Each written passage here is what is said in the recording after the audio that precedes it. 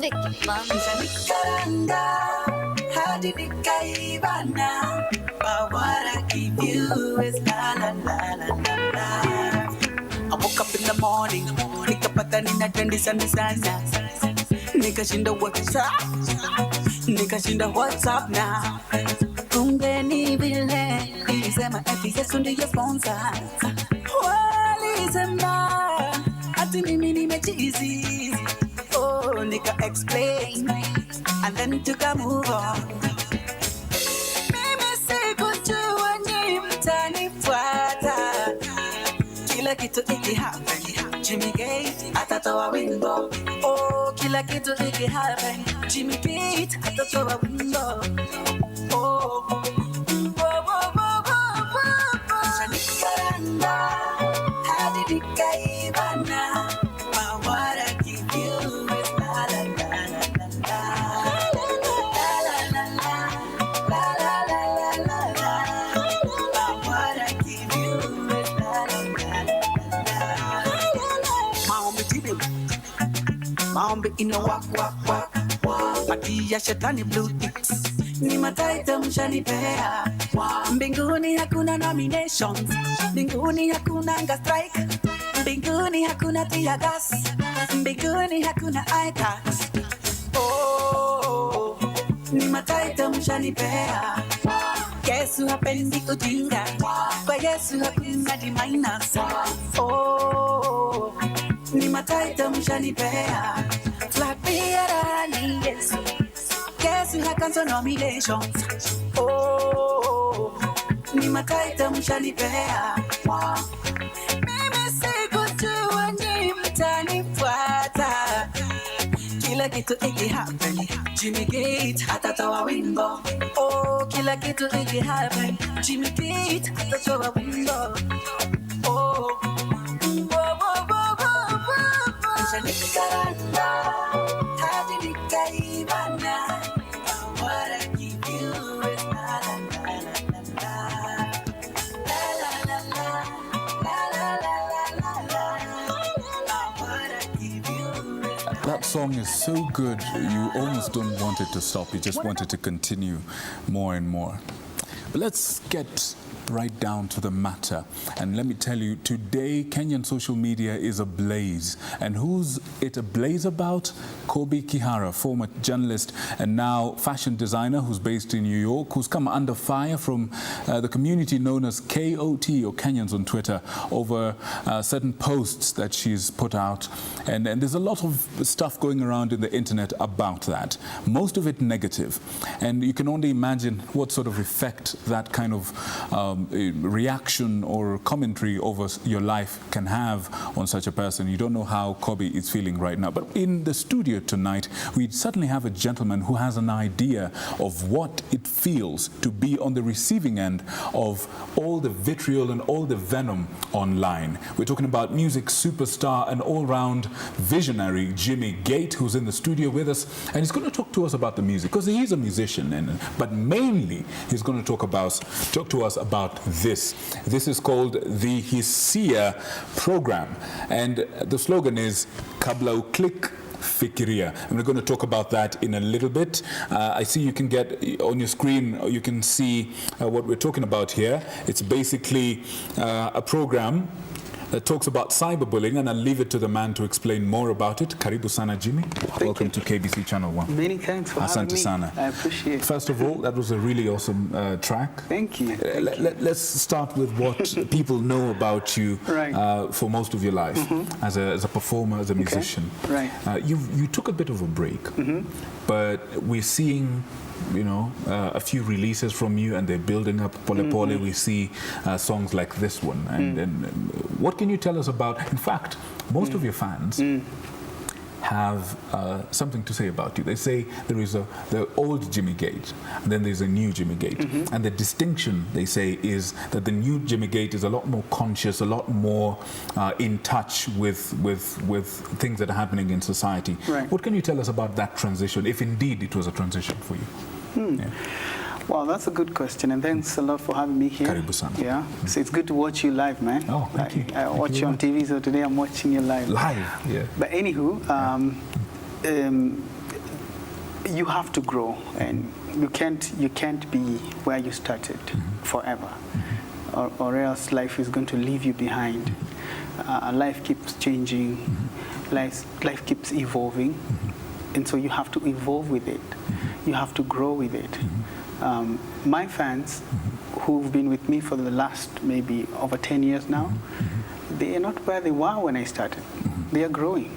You know, some of them, I meet them out there and they're like, I used to watch you when I was in school. And today they're big people, they're doing big things, you know, they're in corporate world and doing different stuff. They expect to grow with you. So the same things I used to do then, I can do now. I have to also grow.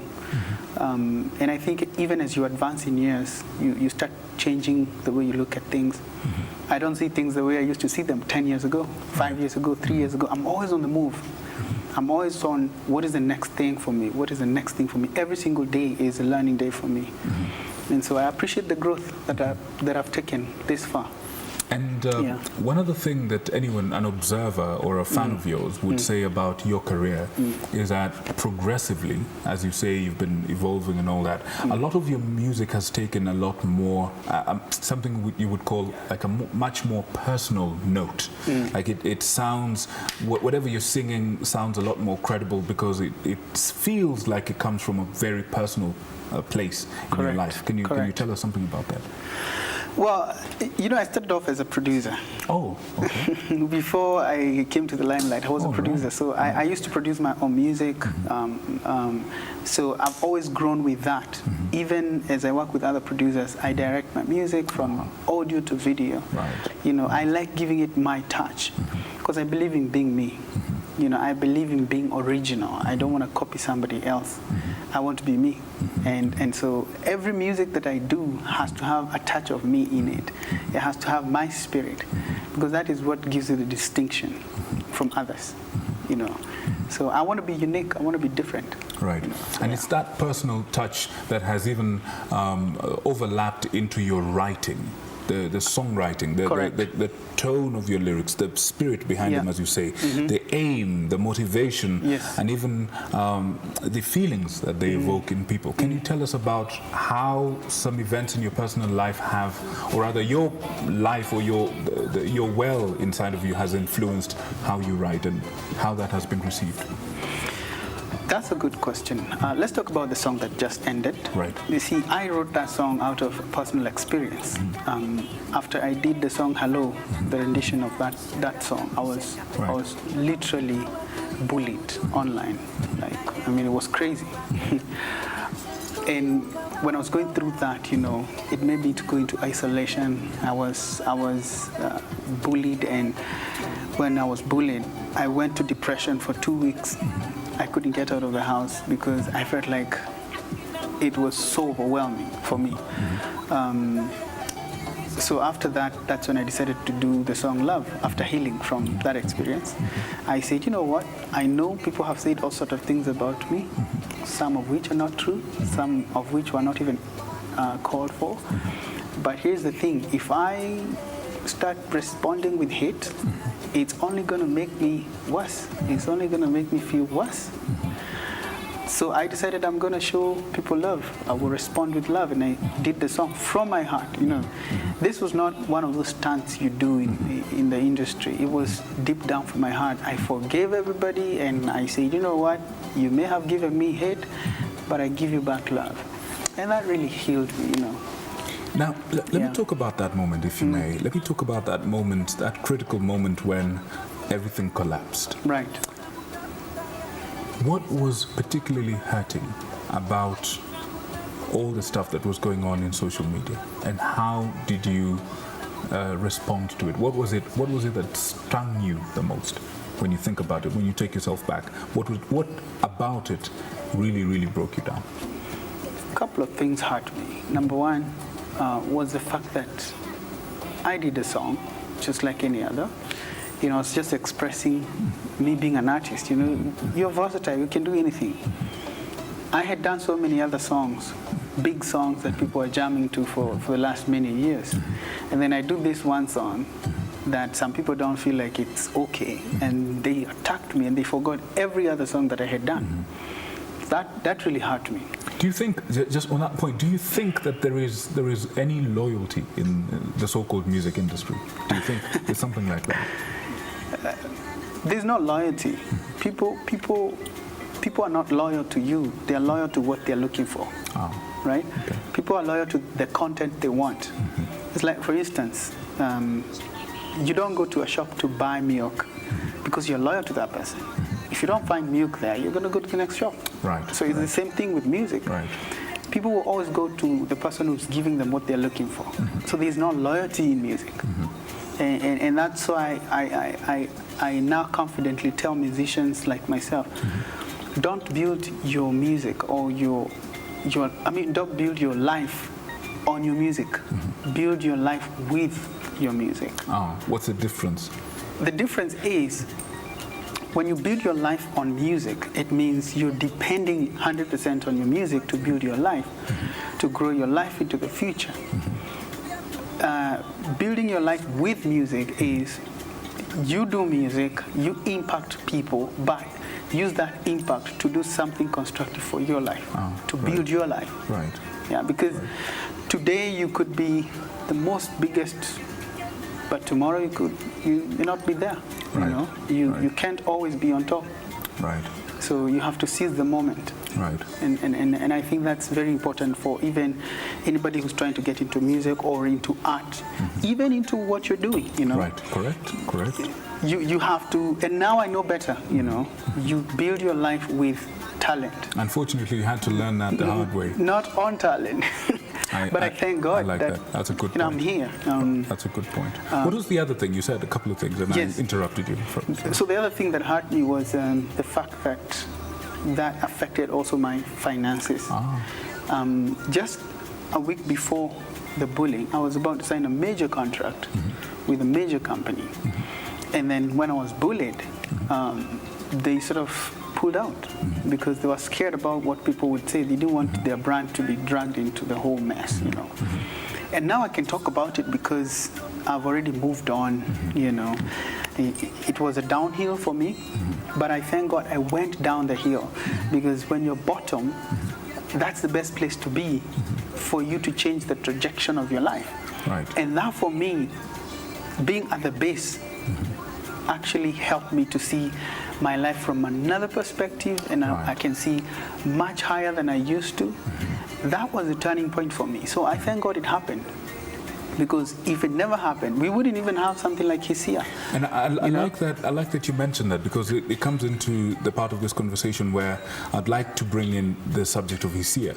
Yeah. It was during that dark season of your life that the concept of Hisia came about. Tell us about that. Tell us about the concept of Hisia and what it's about and what you're hoping to achieve.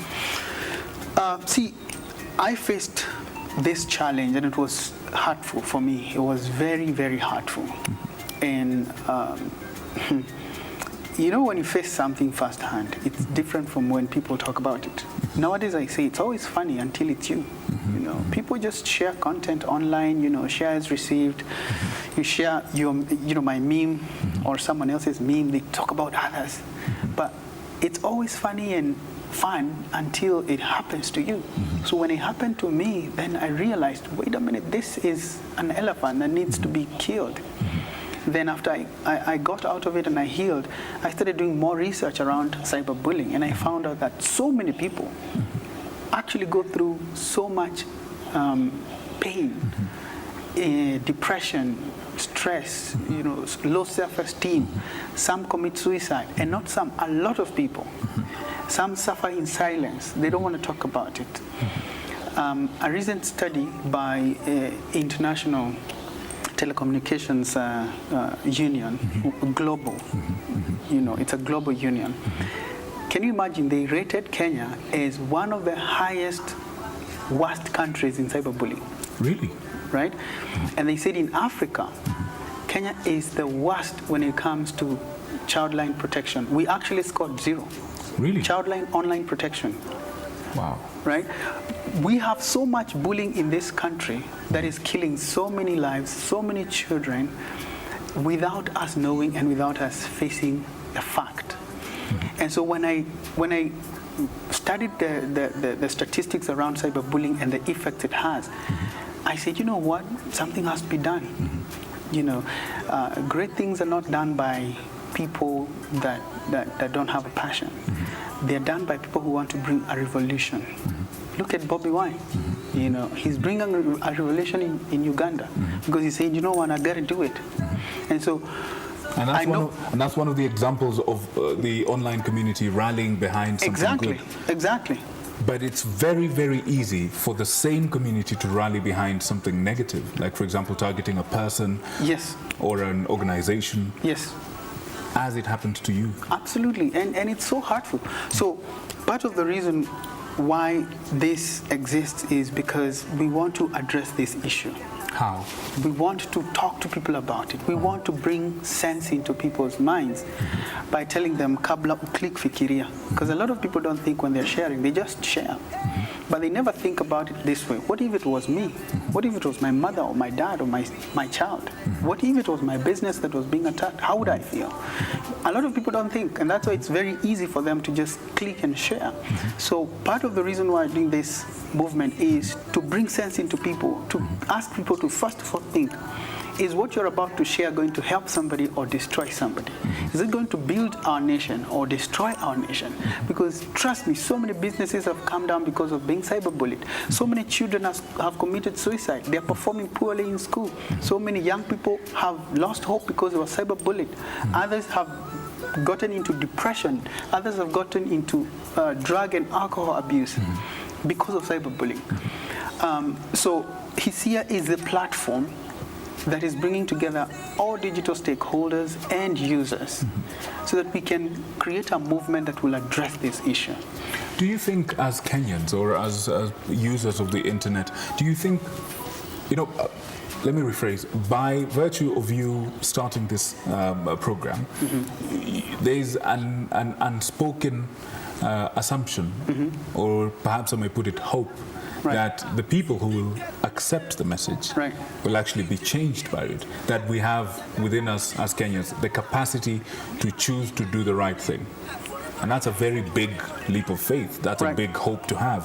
Do you think you're justified in hoping or believing that Kenyans have it within them to think before they click? I can tell you, I have faith that the future is going to be better. Things are going to change. Remember, when AIDS came into the world, there was so much stigmatization of people who had AIDS or who have AIDS. Today, because of so much communication that was done around it, today we live comfortably with people who have HIV. Others even get married to people who have HIV.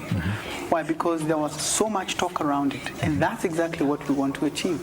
If we can generate as many partners, as many stakeholders, the general public, politicians, media, coming together and rally behind a cause that is talking one thing, one language, it is doable.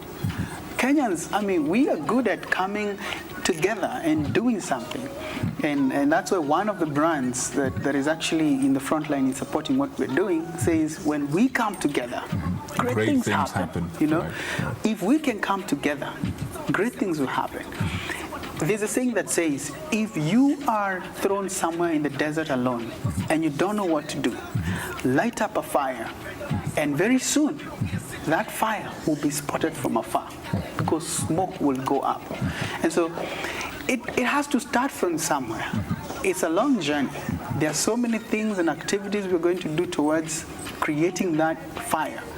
But that consistency is what is going to create the momentum, and people keep coming. Trust me, 2 months ago we started. The leaps that we have made in the last 2 months are crazy big. Like, we're seeing so many brands coming to support what we're doing. We're seeing so many people coming to support what we're doing. We are seeing universities inviting us to go and talk to their students. As in 2 months we've achieved, so much. So you feel you're gaining in momentum? So much.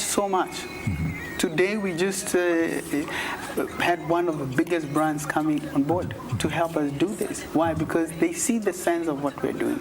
And we are appealing to even more brands, more companies, more organizations. The government, the Ministry of ICT has come on board to support us, you know.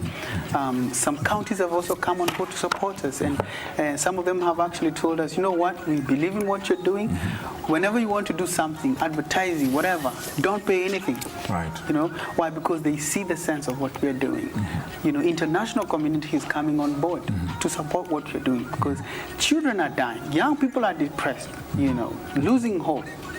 Brands and businesses are coming down. Up to when is this going to keep continuing? We have to put it to a stop. We must stop cyberbullying. Always remember, it can be you. And that's what we want people to know. It can be you next time. So don't make it so easy for you to just bully others and just type whatever you want to type. When it's on you, my friend. It's a hot seat, yeah? It's a hot seat. I've been there, so I know what I'm talking about. Right. You know, when you've been dipped into hot soup and come out, you can tell people how it feels to be in hot soup. Right. So trust me, believe me, it hurts. You don't have to hurt somebody else. You don't have to talk whatever you want to say. You know, be human. You know, think about others. And it's at this point that I'd like to give you a dedicated camera. It would be this one right here. And I would like you to speak to Kenyans. My director tells me we're entirely out of time, but I would not want to let you go without giving you an opportunity to connect with the people who are watching, the users of social media, the people who, some of the perpetrators of some of these crimes, or some of the people who have been on the receiving end of this. I want you to talk to the people. This is your camera. Right. Speak from your heart. I know you're watching me right now, and you could be holding your phone, you could be on your computer, you could be on your tablet, and you want to send a click. You know, you want to click that message. Listen, think about it. Kabla click, just think about it. Fikiria, because it could be causing somebody to die tonight or tomorrow. Don't be that reason why somebody's going to come down, why that business will come down. Be the reason that someone will stand. So join us by, you know, coming on our social media at Hisia Kenya across all the platforms. If you want to join, you can send an SMS to 22477. Send your name and become a member. Yeah, starting with you, my friend. Right. 22477. Join the movement and let's come together and do great things. Change our nation and create a better tomorrow and a safe internet for our children and everybody. Kabla click, fikiria. Right. I couldn't have put it better myself. And as the Englishmen say, coming from the horse's mouth, or as I prefer to say it, he's been to hell and back, and he has a story to tell about it. This is critical, especially for this generation that spends so much time online, and the power of social media is just now beginning to be understood by a lot of us. This is a force that can build tremendously, and it can also destroy you in a moment or in a matter of clicks. And I would leave you the words of the great Jimmy Gait here. Kabla click, fikiria. Before you click and send that meme or whatever, think about it. Think about the impact. And like he said, think about it. He might be you one time. Think about how you might feel about that. Thank you for coming. And we certainly appreciate your message. We wish you all the best.